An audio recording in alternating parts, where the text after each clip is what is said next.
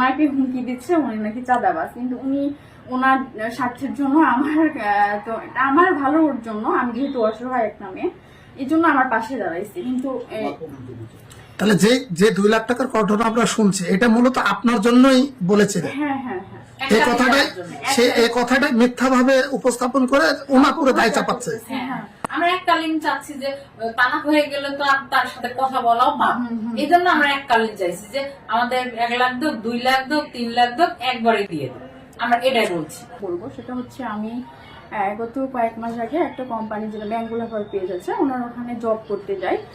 Job করার পরে উনি আমাকে মানে খারাপভাবে প্রপোজ করে, যেমন অনেক কিছু বলে, আমি সেটাতে রাজি হই না। পরে উনি আমাকে বিয়ে প্রপোজ করে বাসাতে, বলে যে বাসায় হচ্ছে বলবো তুমি বিয়ে করো।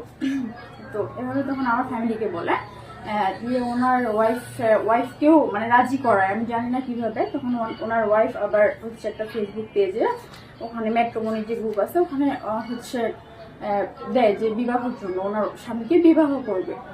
এটার পরে আমি বলছি যে আপনার ওয়াইফ যদি রাজি থাকে বিয়ে দেওয়ার জন্য তাহলে দেখা যাবে ফ্যামিলিগতভাবে।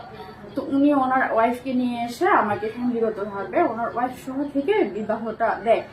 তো দেওয়ার পরে অনেক মানসিক বা অনেক টর্চার সেখানে শুরু করে, মানে বিয়ের পরে। তারপরে ওনার ওয়াইফও বিভিন্ন হচ্ছে সুইসাইড করতে যায়, বিভিন্ন হুমকি দেখায়। দেখার পরে আমাদের হচ্ছে 3 মাস, গত 30 তারিখ 3 মাস 26 সালে উনি হচ্ছে ডিভোর্স লেটার পাঠায়। সেটা আমি জানি না, আমি এই ডিভোর্সের বিষয়ে কিছু জানি না। হঠাৎ করে কাগজ আসে বলে যে দেখো তোর বাসায় একটা চিঠি গেছে। পরে জানতে পারি যে একটা আমাকে ডিভোর্স লেটার দেয়। দেওয়ার পর উনি আমাকে বলে যে তোমাকে হচ্ছে দিনমুখ ক্লিয়ার করা আছে, আমার এখানে আইনি কোনো কিছু করতে পারবো না, তুই আর কিছুই করতে পারবি না, এভাবে বলে। পরে যখন এভাবে বলে আমরা কিছু না করে আমরা হচ্ছে একটু প্রেস ক্লাব এখানে আসি। আসার পরে যে প্রেস ক্লাবের সাধারণ সম্পাদক মামুন উনি হচ্ছে আমাদেরকে হেল্প করে, বলে যে আমি আছি, আমাদেরকে কিছু খরচ দিতে চাই যে প্রতি মাসে তোমাকে আমি খরচের টাকা দিব দিয়ে তোমার চাকরি না হওয়া পর্যন্ত। কিন্তু সেটা দিতে চায় না, দেয় না, ঠিক মতো দেয় না। হ্যাঁ, মুরাদ আলী। তারপরে যেই আঙ্কেলের কাছে আসছে সাধারণ সম্পাদক, উনি ওনার কথা মানে বলে যে ওনার জন্য আমাকে মাসে মাসে 15,000 করে দিত। উনি বলছেন যে যেহেতু অসময় আমি মাসে 2 মাস টাকা, মানে ওনার কাছে সময় নিয়েছিল যে 2 মাস টাকা দিবে, তারপরে হচ্ছে আমাকে কিছু টাকা দিবে। চলো হয়েছে যে আমাকে টাকা নিয়ে দিবে, কিন্তু ওনার নামে অপপ্রচার করছে যে উনি চাঁদাবাজি করছে।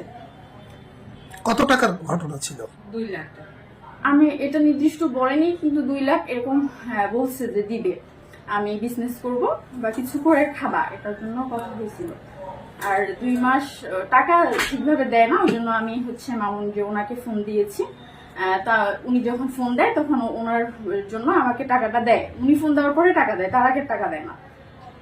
ওনাকে হুমকি দিচ্ছে উনি নাকি চাঁদাবাজ, কিন্তু উনি ওনার স্বার্থের জন্য তো আমার ভালোর জন্য আমি যেহেতু অসহায় এক নামে এই জন্য আমার পাশে দাঁড়াইছে। কিন্তু তাহলে যে যে 2 লাখ টাকার ঘটনা আমরা শুনছি এটা মূলত আপনার জন্যই বলেছিল। হ্যাঁ হ্যাঁ হ্যাঁ, এই কথাটা মিথ্যা ভাবে উপস্থাপন করে ওনা পুরো দায় চাপাচ্ছে। হ্যাঁ, আমরা এককালীন চাচ্ছি যে তালাক হয়ে গেলে তো আর তার সাথে কথা বলাও পাপ, এই জন্য আমরা এককালীন চাইছি যে আমাদের 1 লাখ দোক, 2 লাখ দোক, 3 লাখ দোক একবারে দিয়ে দেব, আমরা এটাই বলছি। কিন্তু উনি আমাদের যে সাধারণ সম্পাদক মামুন, উনি তো টাকা চাইনি, আমরা আমাদের জন্য বলছি। হ্যাঁ, ওনার একটা পেজ আছে ম্যাঙ্গুলাভার নামে। এভাবে হচ্ছে ওনার পেজের কোনো লাইসেন্সও নাই। উনি যে বিজনেস করে ওনার পেজের কোনো লাইসেন্স নাই। আর হচ্ছে উনি এভাবে বিভিন্ন মেয়েদেরকে চাকরি প্রলোভন দেখিয়ে নিয়ে গিয়ে মেয়েদেরকে এভাবে বিবাহ, মানে ওনার এর আগে ওর বিয়ে হয়েছে 4টা, আমি পরে সেটা জানতে পারি। আর ওর একটা পেশা যে মেয়েদেরকে জবের নাম করে নিয়ে যায়, নিয়ে হচ্ছে বিয়ে করে ও এভাবে মানে মেয়েদের জীবন নষ্ট করে। আপনি কি চাচ্ছেন এখন? আমি চাচ্ছি ওর সঠিক বিচার হোক, বা পরবর্তীতে কোনো মেয়ের সাথে এরকম খারাপ কিছু না করুক, এটাই আমার।